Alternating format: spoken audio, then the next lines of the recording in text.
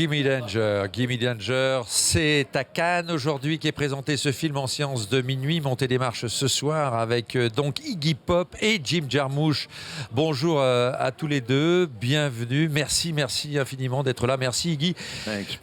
Jim, on l'a déjà rencontré parce qu'il nous a présenté Paterson en compétition officielle. Iggy, que représente pour vous le festival de Cannes, Iggy Pop? En fait, le Festival de Cannes est la star de tous les festivals de musique et autres. C'est un festival européen. Effectivement, et vous êtes une des plus grandes stars du rock vivante actuel. Iggy, qu'est-ce qui vous lie tous les deux? Parce que ce n'est pas la première fois que Iggy Pop est dans votre cinéma, d'abord dans des films de fiction. Jim Jarmusch, à quand remonte votre relation à tous les deux? En fait, notre premier projet commun était Coffee and Cigarettes. Oui. On a fait plusieurs séquences. On a tourné en Californie avec Iggy et Tom Waits, Oui. Jim Osterberg aussi.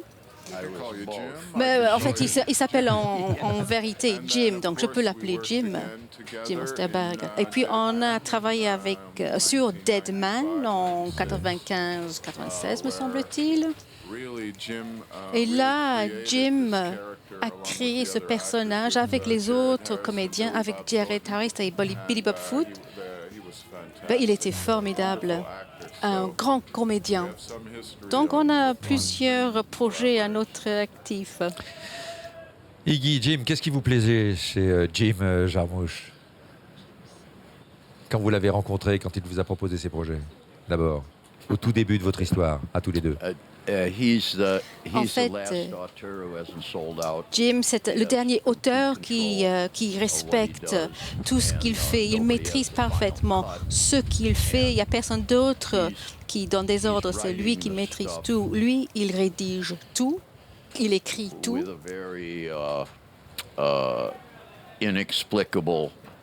Avec un œil que je ne comprends pas. J'ai du mal à le comprendre.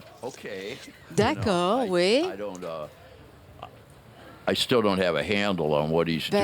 ne pige pas tout à fait ce qu'il est en train de faire à chaque instant, mais ça m'interpelle. C'est parce que moi non plus, je ne sais pas ce que je fais.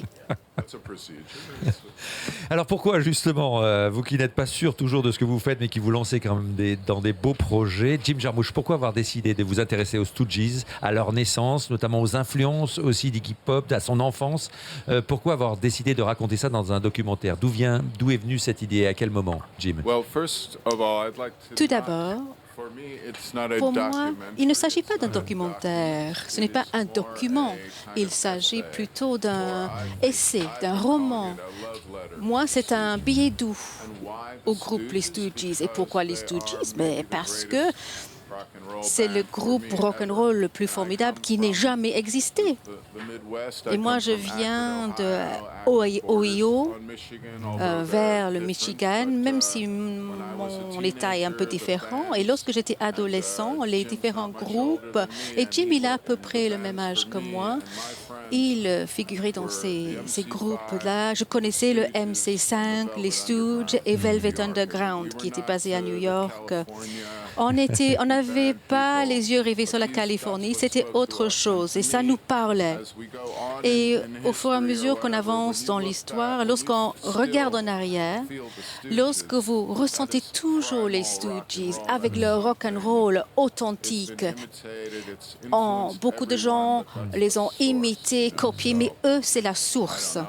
Bon, je ne sais pas, que les Stooges vivent pour toujours. J'adore les Stooges. À quel moment donc vous avez décidé de faire cet essai, comme vous le qualifiez, Jim Jarmusch? À quel moment vous est venue l'idée de revenir sur cette histoire? En fait, mon souvenir est moins précis que celui de Jim, mais moi, je me souviens, il y a 7-8 ans, on était en train de bavarder et Jim me racontait les films qui allaient être tournés à son sujet, sa carrière, ou sur le groupe, quelques livres qui étaient en train d'être préparés, mais sauf erreur de ma part, il a dit si seulement quelqu'un quelqu'un tournerait un bon film sur les Stooges, et si seulement c'était toi, ou quelque chose dans le genre. Et donc, le lendemain, je me suis dit, comment commencer à tourner ce film? Il nous a fallu du temps. Moi, je lui ai demandé. Et c'était énorme pour moi quand il a dit que oui, il allait faire quelque chose. Je ne lui ai pas dit, fais un documentaire, j'ai donné aucune consigne. Je n'ai pas formulé une demande spécifique, puisque moi, comme je l'ai déjà dit, moi, je suis mon instinct, mon nez, si vous voulez, dans les choses que je fais. Et mon idée était tout simplement de commencer avec une bonne politique. Donc, on choisit un individu qui a pris la peine de venir voir nos concerts encore et encore et encore, uniquement parce qu'il voulait participer à l'événement, il voulait écouter notre musique. Ensuite, je le connaissais. Je connais ses capacités. Je sais qu'il peut faire quelque chose de son propre point de vue, qui allait être beaucoup mieux que si c'était une maison de disques ou un leader d'un groupe ou autre, lui donner l'ordre de réaliser un film. Il faut que je sois bien coiffée, ou raconte l'histoire de comment ceci. Donc, ça aurait pu être plein de choses, mais j'ai jamais demandé à voir son travail. Et longtemps, on n'a pas pu démarrer. Lui, il est très occupé. Et lui aussi, il devait y réfléchir. Donc, peut-être dans son bain, il réfléchissait. Je ne sais pas si tu te baignes. Oui, je prends un bain de temps en temps. Oui, donc, il était là, sûrement en train de cogiter. Oui, mais je dois rajouter, j'ai commencé le financement moi-même. Je me suis rendu compte que j'ai plus d'argent. Ensuite, on a réalisé le film Only Lovers Left Alive. Donc, on a pu commencer sur Gimme Danger et puis on est revenu, on s'est occupé du financement avec Fernando, notre producteur. Comme un ange, il est venu et on s'est dit, yes, maintenant on peut réaliser le film. Et lui, Fernando, était notre ange gardien. Et puis, on a réalisé un autre film, Patterson. Et donc, je réalisais Gimme Danger entre les autres. Et pendant certains mois, je commençais dans une suite de montage pour un film, je changeais pour une autre suite de montage pour l'autre film. Ce qui vous a permis de rencontrer des gens qui sont aujourd'hui disparus, comme Scott Ashton notamment, dont on voit ses derniers témoignages dans ce film. C'est parce que vous l'avez tourné sur plusieurs années. Ce sont des témoignages de grande valeur aussi que l'on découvre dans ce film. C'est vous qui les avez convaincus, Jim, de tourner devant la caméra de Jim. Comment ça s'est passé là pour convaincre les autres membres du groupe en dehors de Which Jim are you asking? Vous posez la question à lequel des Jim, Jim, hein, parce qu'on va rappeler que c'est Jim Osterberg aussi. Iggy Pop, son vrai nom, c'est James Osterberg, qu'on appelle donc Jim. Oui. Well, it was. En fait, il y avait Steve McKay, bien sûr, que nous avons perdu. Scott était très important vis-à-vis de notre projet. On a pu lui parler, mais avec difficulté. Il n'était pas très loquace. Non. Mais Jim nous a aidés à faire en sorte qu'on puisse filmer Scott. Donc, on était honorés de pouvoir le faire. Et puis, la petite sœur de Ron et Scott, Cathy Ashton, on l'adore. Elle est formidable, une fille extraordinaire. Elle était très amicale. Elle nous a beaucoup aidés. Il y a Mike Watt, Donny Field. Donc, on voulait la famille. On voulait le groupe et la famille. On ne voulait pas interviewer d'autres musiciens de rock pour leur demander ça représentait quoi les Stooges pour vous. Non, on voulait avoir le billet doux avec un ton intime. C'est vrai qu'il y a énormément de belles images, notamment de vos débuts. Ces moments où vous êtes dans la caravane, ce que vous racontez avec vos parents, vos influences de l'époque, même Jim a retrouvé des extraits de shows télévisés qui ont pu, on ne sait pas, ce clown notamment qu'on voit à la télé. Toutes ces choses-là, vous avez décidé de les donner parce que vous saviez que Jim allait mettre ça en image, Jim Jarmusch allait mettre ça en image, allait ne pas vous trahir en quelque sorte. Bien sûr, j'ai entièrement confiance en lui. Je l'admire également, il n'y avait aucun souci. En fait, j'ai juste parlé autour de moi en leur demandant de lui donner des éléments. Moi, je ne garde rien personnellement. Moi, je jette tout, moi. On s'en débarrasse. Donc, j'avais rien personnellement. Mais mon entourage, si. Mais on était très contents d'avoir des photos de ses parents, quelques éléments personnels. Il nous a mis en contact avec beaucoup de ces personnes pour la musique et les images. Mais ce film est un collage en quelque sorte. Oui, c'est vrai. Nos monteurs, Alfonso González et Adam Carnut, ces mecs-là sont incroyables. Et c'est eux qui ont réalisé le film, en fait. Oui, ils chassaient ces images sans arrêt et notre producteur Carter Logan a dû s'occuper des droits, repérer les gens. Donc, notre petit groupe était incroyable. Donc, c'est un travail d'un groupe. Il y a les musiciens, tout le monde a participé. Donc, je dois les remercier infiniment. Parce que je pose la question d'un mystère quand même. Quand on voit Iggy Pop, quand on connaît sa carrière, effectivement, en voyant votre film, on se dit mais comment cet homme-là est né? Par quoi il a été influencé? Comment il en est arrivé à devenir ce qu'il est, à créer ce rock-là, comme vous disiez, primitif, primal, ce jeu de scène aussi incroyable. Vous aviez aussi envie d'élucider quelque part ce mystère, Iggy Pop, le mystère artistique de cet homme, Jim Jarmusch?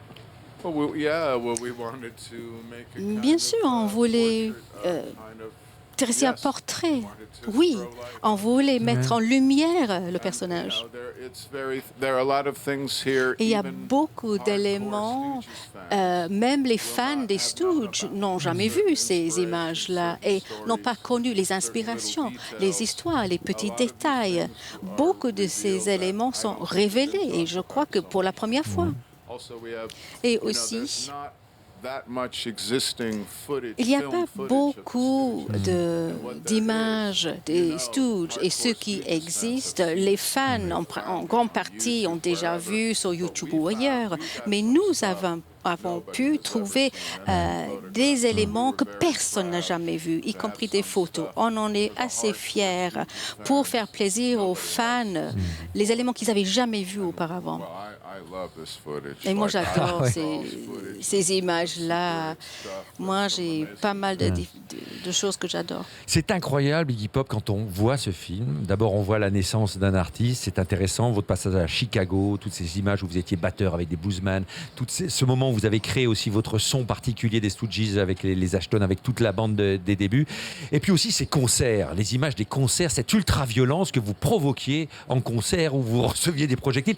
Comment vous avez survécu jusqu'à aujourd'hui, Iggy Pop? Parce qu'on se dit, vous braviez la mort à chaque fois que vous montiez sur scène. Quand on voit ces images, comment vous expliquez que vous êtes encore là et pourquoi vous aviez cette énergie quasi mortifère d'aller vous confronter comme ça au monde et aux spectateurs? L'énergie vient des autres. Ça vient du public. Et je me nourris de leur énergie. Et la question de survie, j'en sais rien. Je sais pas. Qui peut répondre à une telle question? Mais en fait, le film ne s'appelle pas Gimme Danger, donne-moi du danger, pour rien. En fait, c'est une chanson aussi. Il y a les paroles qui sont tellement belles de cette chanson-là. Donne-moi du danger, petite étrangère. C'est une chanson très puissante et le titre collait parfaitement au titre. Il y a Cathy Ashton dit à un moment donné, lorsque les frères reviennent voir leur mère à 24 ans et tout est tombé en ruine, elle a dit, Cathy, j'étais tellement contente qu'ils reviennent en vie. Ils étaient toujours en vie. Toujours en vie, oui, c'est ce que dit la petite sœur. Effectivement, quand elle les revoit revenir à la maison, c'était une question de vie ou de mort pour vous, au départ. Le rock, Iggy Pop. Pour moi, si. Peut-être pas pour les autres. Ils n'avaient pas le même ressenti que moi. Quoique, qu'ils le sachent ou pas, ils étaient dans le même bateau avec moi. Mais ils avaient peur, parce que c'est ce qu'on voit aussi dans le documentaire de Jim Jarmusch, c'est qu'eux en avaient marre de se recevoir des projectiles pendant les concerts. Ils vous le disaient, et comment ils vous le disaient au début? En effet, oui, ils s'exprimaient. Mais lorsque le groupe s'est reformé, on a trouvé l'équilibre, on a fait notre travail. Et les frères Ashton, qui étaient le fondement de notre groupe, Scott était le cœur, Ron était le corps du groupe. Et moi, je suis le cerveau, bien sûr. Ils étaient tous les deux, ils sont morts tous les deux, et ont connu un succès, de l'argent, des biens et un peu d'ordre dans leur vie. Donc ça c'est bien découpé, ça c'est bien terminé. Et j'espère que le film va souligner la reconnaissance qu'on leur doit dans leur rôle dans l'histoire de la musique. Donc je l'ai ressenti profondément. Et Dave Alexander, James Williamson, Steve McKay et Mike Watt également, tous sont très importants. Mais le groupe a démarré avec 3 personnes. C'était mon idée. Et j'ai fumé un gros joint pour la toute première fois. Et je me suis dit, oui, les frères Ashton. C'est ce qu'on voit d'ailleurs en film d'animation aussi, parce qu'il y a aussi un peu d'animation dans ce film, parce qu'il y a beaucoup de choses. Effectivement, c'est comme un collage, Jim Jarmusch, que vous nous offrez. Vous allez continuer à jouer, Iggy. Vous n'arrêterez jamais les concerts. Vous serez en concert d'ailleurs à Paris, prochainement à Rock en scène en fin août. Vous n'arrêterez jamais le rock, Iggy Pop? Non. Jamais. Mais je dois remercier James Kerr qui a fait l'animation, qui est un artiste de Montréal formidable. Et je dois dire une chose, tous les deux, on se met un peu en colère quand on lit à propos de ce film qui va être projeté à Cannes. On disait que c'était un documentaire d'Iggy Pop. Parce que si moi, je devais créer un documentaire sur Iggy Pop, il durerait 15 heures. Il y a tellement de choses qu'il a faites. Et moi, j'adore tout ce qu'il a fait. Mais voilà, c'est les Stooges. C'est Iggy et les Stooges. C'est le film pour les Stooges. Iggy avec les Stooges. Il faut être clair là-dessus. Et ils ne sont pas là. Mais ils sont là dans nos cœurs, dans le cœur de Jim et dans mon cœur également. Merci Jim Jarmusch.